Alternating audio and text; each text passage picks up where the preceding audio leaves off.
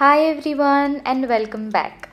ఈరోజు వీడియోలో ఒక home maker and working women లైఫ్లో మార్నింగ్ రొటీన్ ఎలా ఉంటుంది అనేది చూడబోతున్నారు.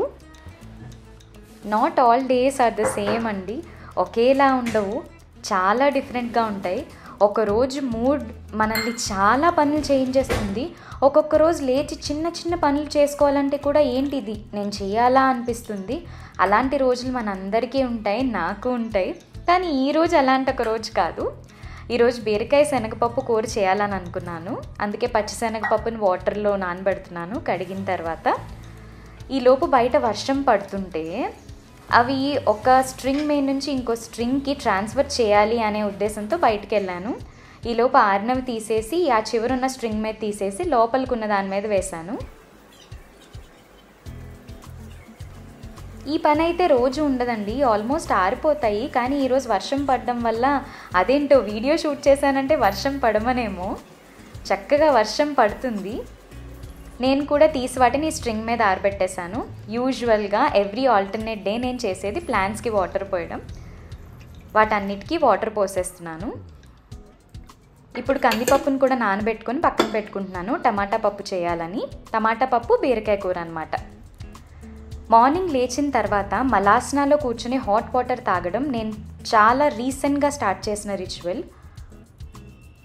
ఆ టైంలో as a home maker and A working women చాలా థాట్స్ రన్ అవుతూ ఉంటాయి. నా డే ఎలా ఉండబోతుంది, నేనేం చేయాలి, టు డూలో ఏమున్నాయి, ఏమి టిక్ ఆఫ్ చేశాను, ఇంకా ఎన్ని టిక్ ఆఫ్ చేయాలి, so many thoughts. I think homemakers can resonate with me. ఇప్పుడు కట్ చేసి పెట్టుకున్న వెజిటబుల్స్ అన్నీ కూడా అవి టమాటా పప్పుకి.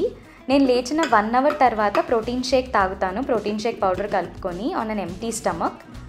ఎక్సర్సైజ్ చేస్తే ఎక్సర్సైజ్ చేశాక తాగుతాను, లేదంటే నార్మల్గా కూడా తాగుతాను. ఇల్ ఎఫెక్ట్ అయితే ఏం ఉండదు. ఇది తాగిన తర్వాత ఏదైనా స్టార్ట్ చేస్తాను. ఆల్మోస్ట్ 1 hour టైం పడుతుంది కొన్ని పనులకి. అంటే కందిపప్పు నానడానికి కానీ పచ్చిశనగపప్పుకి కానీ కొంచెం టైం పడుతుంది కదా. నేను ఫ్రెష్ అయ్యి వచ్చేలోపు కూడా టైం పడుతుంది. సో అలా 1 hour కంప్లీట్ అయిపోతుంది. ఇప్పుడు బీరకాయ స్టార్ట్ చేయాలని అనుకున్నాను, కానీ ఈలోపు విజిల్స్ వచ్చేస్తున్నాయి పప్పు కుక్కర్లో. పప్పు రెడీ అయిపోతుంది మనకి. ఇప్పుడు బీరకాయ కూర స్టార్ట్ చేసేస్తున్నానండి. దానికి ముందుగా పోపుకి నేను ఆవాలు, జీలకర్ర, గుళ్ళు మినపప్పు వేశాను. అన్నీ ఒక్కొక్క స్పూన్ వేశాను. తర్వాత ఎండుమిరపకాయలు. ఇవి మీ టేస్ట్కి తగ్గట్టు మీరు వేసుకోవచ్చు. మీరు ఎక్కువ కారం ప్రిఫర్ చేస్తే ఎక్కువ, లేదంటే తక్కువ. ఆ తర్వాత చిట్టుపట్టలాడే కరివేపాకు వేసేసాను. వేసిన వెంటనే మూత పెట్టేశాను. ఎందుకంటే అది చుట్టూ పడితే మళ్ళీ అదొక చిన్న క్లీనింగ్ ప్రొసీజర్ కదా, అందుకని. ఇప్పుడు సన్నగా తరిగి పెట్టుకున్న ఉల్లిపాయల్ని ఈ వేగిన దాంట్లో కలిపేస్తాను. ఈ ఉల్లిపాయలు గోల్డెన్ బ్రౌన్ కలర్ వచ్చేంత వరకు, అంటే కొంచెం ట్రాన్స్లూసెంట్గా అయ్యేంత వరకు వేపించాలి.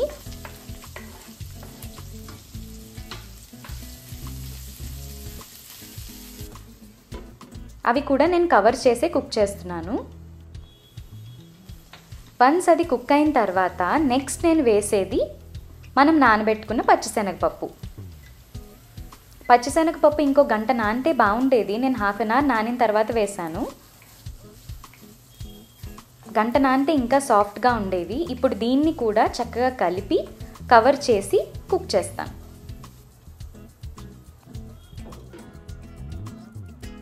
బీరకాయ ముక్కలు నిన్న నైటే కట్ చేసి పెట్టుకున్నానండి, పీల్ చేసి. ఒక్క బీరకాయ అనమాట. ఆ పీల్ చేసుకున్న బీరకాయ ముక్కల్ని మనం ఇందులో వేసుకోవాలి. పీల్ చేసి కట్ చేసుకున్న బీరకాయ ముక్కల్ని, ఇది ట్రాన్స్లూసెంట్గా అయింది చూసారా. ఇప్పుడు బీరకాయ ముక్కల్ని వేసుకోవాలి. ఇప్పుడు ఈ బీరకాయ ముక్కలకి మొత్తం మనకు ఆల్రెడీ ఉన్న మిక్చర్ అంతా పట్టేలాగా కలుపుతున్నాను. తర్వాత పసుపు, ఉప్పు వేసి కొంచెం కలిపి 1 నిమిషం మూత పెట్టి ఉంచాను. ఇంకొంచెం మెత్తగా అవ్వడం కోసం. ఇందులో మనం వేసుకునే వాటర్ ఇది కూడా మనకు ఎలా కావాలి అనే దాన్ని బట్టి వేసుకోవచ్చు. నేను 1 glass వేసాను. ఇది కవర్ చేసి కుక్ చేయాలి. ఆ వాటర్ వేసినప్పుడే కారం కూడా వేసేస్తే ఇలా రెడీ అవుతుంది బీరకాయ కూర. దీనికి లాస్ట్లో సన్నగా తరిగిన కొరియాండర్ వేసాను. కొత్తిమీర వేసి కొంచెం కలిపి బీరకాయ కూరని రెడీ చేసేసాను. మీకు నచ్చితే ఈ రెసిపీని ట్రై చేయండి. ఇప్పుడు నెక్స్ట్ టమాటా పప్పు దగ్గరికి వచ్చేద్దాం. ఉడికిన దాన్ని మెదుపుకొని స్టవ్ మీద పెట్టుకున్నాను. అందులో నాకు నచ్చినట్టు, మా హస్బెండ్కి నచ్చినట్టు చింతపండు పులుసు టేస్ట్ కోసం వేసుకున్నాను. ఈలోపు తరుణ్ లేచి చక్కగా రూమ్ అంతా నీట్గా సర్దేశాడు, బెడ్రూమ్ అంతా. ఈ పప్పులోకి పోపు నేను వేస్తున్నాను. 1 స్పూన్ ఆవాలు, జీలకర్ర, గుళ్ళు మినప్పప్పు, ఎండుమిరపకాయలు, ఇంగువ, కరివేపాకు, చిట్టపట్టు రాలే కరివేపాకు. ఇది పప్పులో కలిపేస్తున్నాను. ఇంకా ఏమైనా మిగిలిందేమో అని పప్పు కూడా వేసి అందులో కలిపేస్తున్నాను.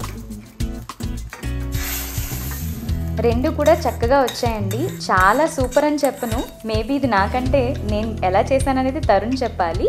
దీంట్లో కూడా చాప్డ్ కొరియాండర్ లాస్ట్లో జల్లేసాను. ఇంతటితో టమాటా పప్పు కంప్లీట్ అయిపోయింది. ఈలోపు స్నాక్ బాక్స్ కూడా రెడీ చేసేసుకున్నాం. ఇప్పుడు ఒక చిన్న కేక్ కటింగ్ రైస్ది. ఈ రైస్ కూడా ప్లేట్లో మొత్తం పరుచుకొని ఫ్యాన్ కింద పెడితే ఆరుతుంది కదా. వేడివేడి అన్నం ఎప్పుడూ బాక్స్లో పెట్టుకోకూడదు. అందుకే మొత్తం పరుచుకొని ప్లేట్లో ఉంచి చల్లారిన తర్వాతే బాక్స్లో పెట్టుకుంటాము. ఇది అరేంజ్మెంట్ అన్నమాట. లంచ్ బాక్సెస్ సెపరేట్గా పెట్టుకుని ఆరిన తర్వాత అందులో సర్దుకుంటాం.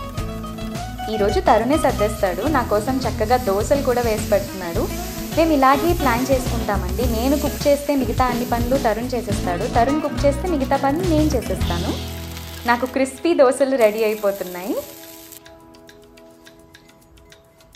చట్నీ కూడా ఆల్రెడీ రెడీగానే ఉంది.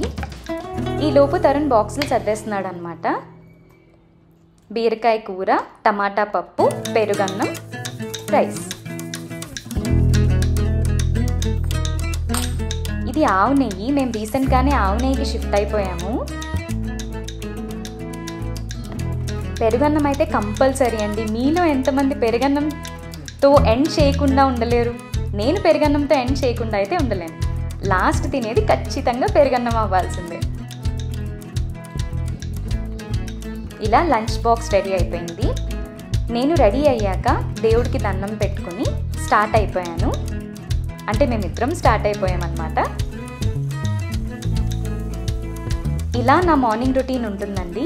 ఇంకొంచెం టఫ్ డిషెస్ అయితే ఇంకా ఎక్కువ టైమే పడుతుంది, కానీ యూజువల్గా నా మార్నింగ్ రొటీన్ ఇలానే ఉంటుంది. ఈ వీడియో మీకు ఎలా అనిపించిందో కామెంట్స్లో నాకు తెలియచేయండి. నచ్చింది అని ఎక్స్పెక్ట్ చేస్తున్నాను. నచ్చుంటే like, share and definitely subscribe. Bye.